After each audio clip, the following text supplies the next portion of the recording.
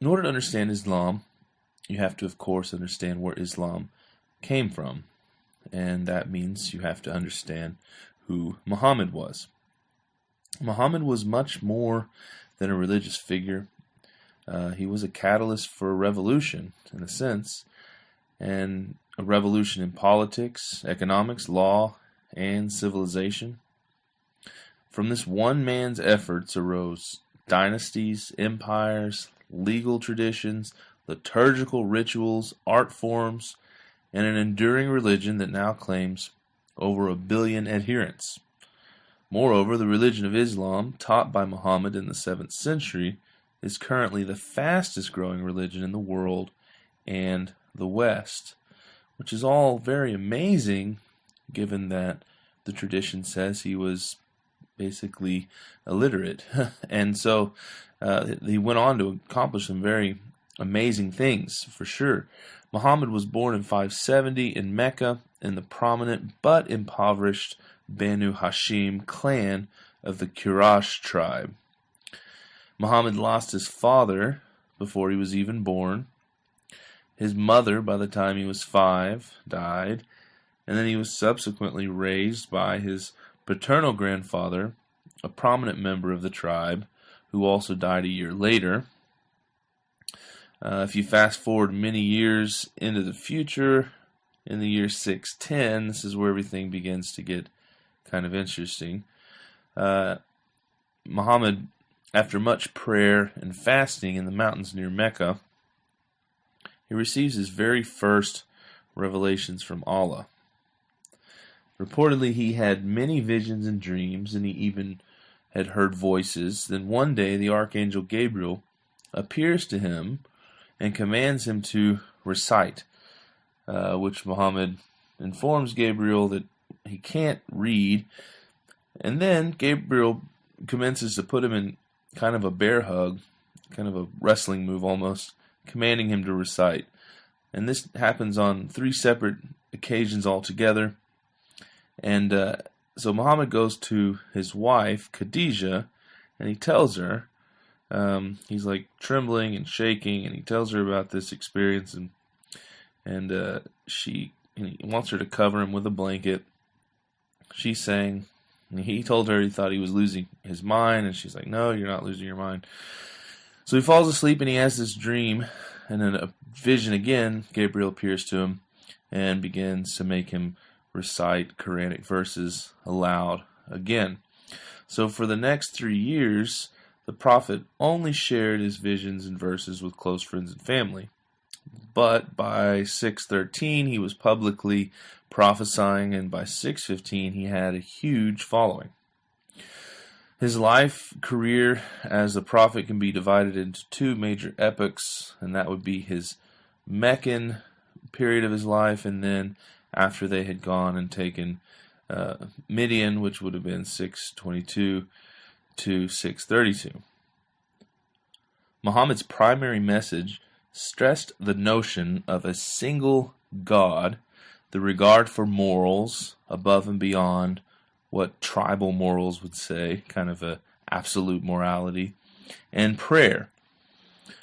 Muslim accounts record that Muhammad was uneducated, though there's actually a lot of debate amongst scholars who argue that in all likelihood he probably underwent some form of teaching, but tradition does say that he was uneducated and illiterate.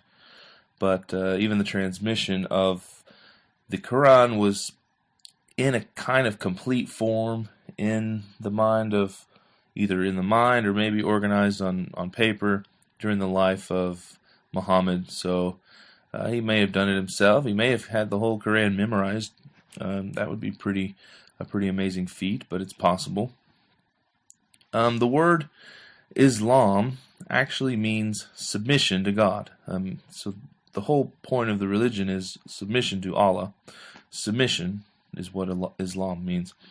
Now, there are 5 pillars to Islam. And a famous passage out of a hadith sums up basically what these 5 pillars are. And the story goes that, and also in this hadith, it also outlines the 3 levels of faith. in the practice of Islam, which is Islam, Iman, and Ihsan. But firstly, the story goes this way. Muhammad and his people are hanging out one day, and this man approaches them, and he's wearing wearing very white clothes, and he has very black hair. And he comes up to Muhammad, and he says, "Tell me, Muhammad, about Islam." And Muhammad replies, "Islam means you should testify that there is no God but Allah, and that Muhammad is the messenger of Allah, his prophet." And that is the first pillar of Islam, which is Shahada, which means bearing witness. Secondly, Muhammad tells him that you should observe the prayer, which is Salat. That's the second pillar of Islam. And then thirdly, he says you should pay the Zakat, which is charitable giving. Zakat actually means purification, and so tithing or giving charitably, giving alms is kind of purification, and that's one of the pillars of Islam.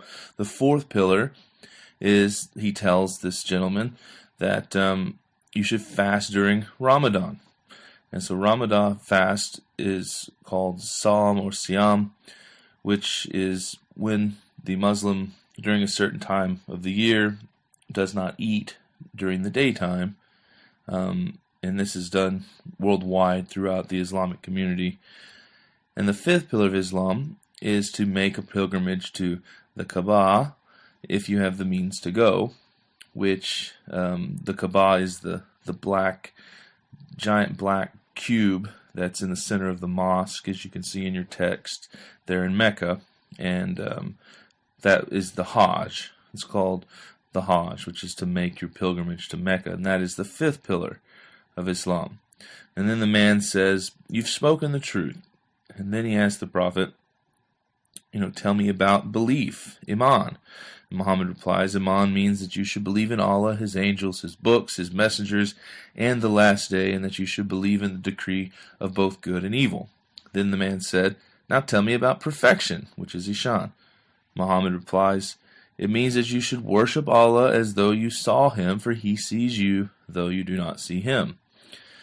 The way the story goes is the guy walks away, and then they find out that it was actually Gabriel who had presented himself, kind of hidden himself in order to come and ask these questions of Muhammad to see how he answers. And that's the story in the Hadith.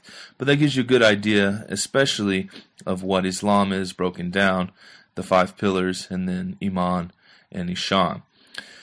The Quran is, of course, the central text of Islam. And this text in its entirety was given by divine revelation to the Prophet Muhammad. Of course, the transmission and the carrying over through the generations of the Quran, this responsibility fell on that of the caliphs. The caliphs act is basically, the word just means acts on behalf of another. Now, the first 4 caliphs were instrumental in defining the nature of Islam and ensuring its long-term survival. And they're known to Muslims as the 4 rightly guided caliphs. One of the early tasks of the caliphs was to ensure that the Quran was written in an authentic and unalterable form so that the words of the Prophet would not be corrupted through the years. A single version of the Quran was adopted and all others destroyed. Even today, there are not different versions of the Quran. Translations into modern languages are all considered interpretations of the Quran rather than the Quran itself. Devout Muslims who no longer speak this form of Arabic, even in Arabia, learn the language of the Quran and commit much of the book to memory. Arabic, like Hebrew in Judaism, is one of the things that binds the worldwide Islamic community, the Ummah, together. And I mentioned a little bit about the caliphs, and they were the leaders. And part of the early tension in Islam came in how these leaders were selected. And it was strongly debated between the 2 primary groups whether it should be someone who was related to Muhammad directly or someone who was elected as in the best, fit for the job. And this created two groups, the Sunni and the Shiite, which is very interesting because a lot of the conflict that goes on in the world, but within the world of Islam, is typically between the Sunni and the Shiite, namely what's taking place in Iraq. And a lot of people don't know the difference between the two groups, which is really fascinating. In 2006, in a series of interviews, this guy, Jeff Stein, who was the national security editor at the Congressional Quarterly in Washington, concluded that most, not some, but most of the counterterrorism and members of Congress that were responsible for making decisions about our activities in the Middle East did not even know the difference between Sunni and Shiite. So it's important. So you're going to do one better, and you're going to actually know the difference. So Sunni Islam is the mainstream Islam of the vast majority of the Muslim community. By 2007, there were at least 1.5 billion Muslims in the world, of whom almost 90% were Sunni Muslims. The only serious dissenters from Sunni Islam are the adherents of the Shia, which literally means faction. So the majority is Sunni, the minority is Shia, the Shiite, and they're the faction, the breakaway group. Though Shiites, it must be stressed, share all the basic tenets of Islam with the Sunni faith. The original difference, as I mentioned a second ago, that the Shia and the Sunni was a political thing. In the 7th century, the Shia were those who wanted Ali, the Prophet Muhammad's cousin and son-in-law, to succeed him as leader of the community. The Sunni majority took a different view, that the consensus of the community should prevail on the issue of who would be the best leader. Over the years, the difference became doctrinal and cultural. Sunni Muslims are so called because of the Sunnah, the way of the Prophet as reported in the Hadith, which together with the Quran is the basis of all Muslim faith. The Prophet Muhammad is the messenger of Islam, as it was to him that the book was revealed. An important way in which the Sunni Islam differs from the Shiite faith is its lack of hierarchy. As has often been said, there is no pope in Islam. Those who are regarded as learned and authoritative are so seen because of the respect of their peers and not because of their occupancy of any particular position. Although united in their common confession of faith in God, the Quran, and the Prophet Muhammad, the histories of the Sunni and the Shiite produce different notions of leadership. In Sunni Islam, the Caliph serves as the selected or elected successor of Muhammad. He functions as the political and military leader of the community, but not as their prophet. In Shia Islam, the Imam, leader, selected from among the members of a community, must be a direct descendant of the prophet's family. In Shia, the Imam is not only the political, but also the religious leader of the community. Though not a prophet, he is considered the divinely inspired, sinless, infallible, final authoritative interpreter of God's will as formulated in Islamic law. So as Islam grew through the centuries, they actually contributed quite a bit intellectually. While we did have an increasing element of scholarship and intellectual movement in the West with Greece and Rome, the Byzantine Empire, all that in Europe, there was and of course over in China, we talked about that some, the input that they had intellectually. There was this kind of insulated thing going on at the same time, rising up through the centuries in the Islamic world. Arab scholars actually preserved hundreds of ancient Greek manuscripts by collecting them and writing down, copying the information into Arabic. And so the works of Plato, Aristotle, Archimedes, Hippocrates, Galen, Ptolemy, and others were all texts that were taken by the Arabs and copied. Now, this period of the translation period that we're referring to here is called the Abbasid translation period, which Abbasid was the name of those that ruled Baghdad, which was the capital of Arabia, from the 8th to the 10th centuries. The philosophical library available to Arabic scholars showed a conspicuous presence of the witness of Neoplatonic thought. In addition to having the collected writings of Plato and Aristotle, these scholars rather quickly gained access in Arabic translations to other important works of metaphysics, such as the Aeneids of Plotinus and the Elements of Theology by Proclus, and then to the treatises and commentaries of many other exponents of the later Platonic and Aristotelian period. Another interesting fact, although not Islamic but Arabic, scholars in this period of time, during the same sort of insulated movement in the Abbasid translation period, were copying and preserving translations of the Bible into Arabic. And there's actually a leading scholarly work on this topic, if it all interests you, and it's by a guy, Sidney Harrison Griffith. I hope it's a guy, could be a girl, Sidney, but it's called The Bible in Arabic, and it's the scriptures of the people of the book in the language of Islam. And this was Princeton, came out this year in 2013. Also, going on at the same period of time, we have the contribution that Islam was making in a literary sense, and among that would be, of course, poetry and prose. The Andalusian Sufi author, Muhyiddin ibn Arabi, I can't say that, of course, we'll just call him Muhyiddin, has had a huge impact on Islamic thought.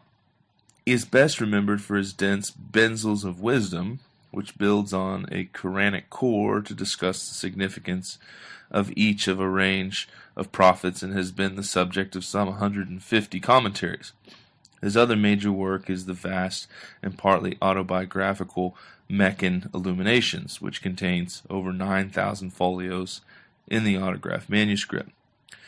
The Sufis, who were kind of what they call the mystics of Islam, they've been called and defined as mystics, but they comprise a set of techniques by which Muslims have sought a direct personal encounter with the divine. While it is true that Sufism encompasses many mystical elements, the broad social reach that it acquired over the centuries of expansion rendered it much more than the path of an esoteric elite. In fact, their literary contribution is quite vast, and your text does talk about that as well. Prose is not poetry, of course. I think you probably know that, hopefully, by this point in college. But poetry is the rhyme. Prose could be stories. And the rich diversity of Islamic culture is nowhere better revealed, however, than in the collection of prose tales known as the 1001 Nights. This literary classic, gradually assembled between the 8th and 10th centuries, brought together in the Arabic tongue various tales from Persian, Arabic, and Indian sources. And the story goes, a king marries a wife, he's jealous, crazy, so he kills her. Marries a new wife, he's jealous, kind of nuts, kills her. He's going through this cycle until one day he marries this woman, and she begins to tell him a story, and by the end of that night, whereas he would usually kill his wife, the story was so good that had to wait till the next day. He would let her live so he could hear the rest of the story, and that goes on for 1001 nights. Finally, at the very end of the string of tales, he decides he should repent and say he is sorry, and they live happily ever after. As one source says, the original collection has no one author and no single source. The stories are Indian, Persian, and Arabic, and were told in many forms for many centuries before they were actually written down. A little bit on architecture, art, and music, and we'll draw this to a close. Islamic architecture has, in common with medieval Christian architecture of the great cathedrals, an understanding of the power, significance, and beauty of geometry that transcends its purely mathematical nature. The most important building in Mecca is the Holy Mosque of Mecca, which contains the Kaaba, which is a tall box-like structure which stands in a courtyard in the center of the mosque. And the Kaaba is pre-Islamic in origin, although at the beginning of the Islamic period it became established as the main object of pilgrimages to Mecca. And I believe I read somewhere that it says, that inside that Kaaba was at one time all of these, pagan idols and shrines and things that were not, Islamic from the pre-Islamic period. And then it's kind of a reclaiming of space for Islam, and that's why they go and honor the one single God by going around the square, the cube, the black cube called the Kaaba, during their Hajj to Mecca. Also, the Great Mosque of Cordoba, Spain, is an epic example of Islamic architecture. You can also see a picture and kind of some diagrams of that in your text.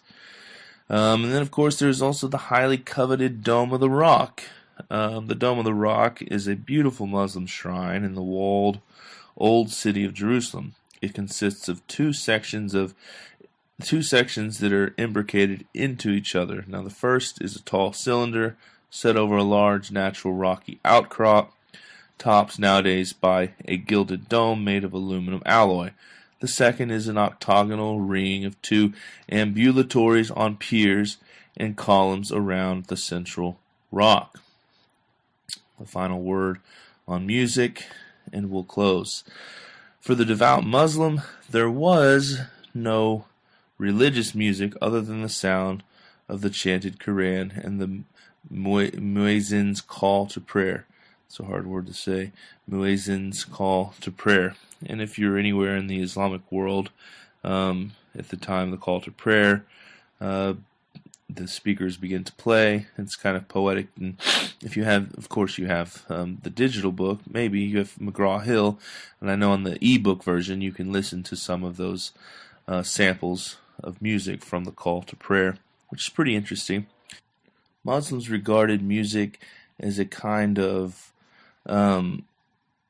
forbidden pleasure, so to speak, and condemned it as a killing charm, which is from the 1001 Nights description.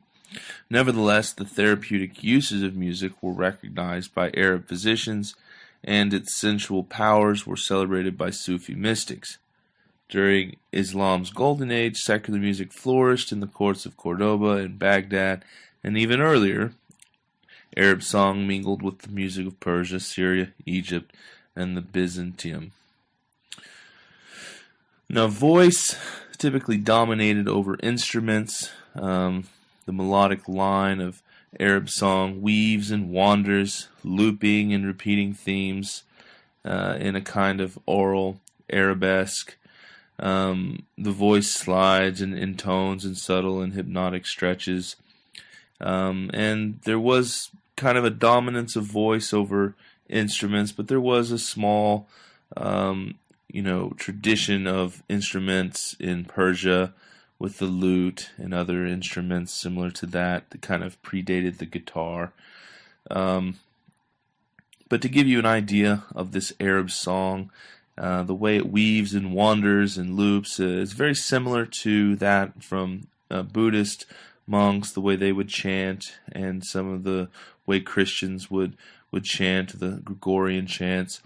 And so as we close out this lecture, I will leave you with a selection of actually the Psalms read or sang, so to speak, in Arabic. It's got an interesting sound to it, but I thought it would be a great way for you to experience this kind of arabesque sound, sliding intonation, subtle hypnotic stretches. And we'll close with that, and that is the chapter on Islam brought to a conclusion.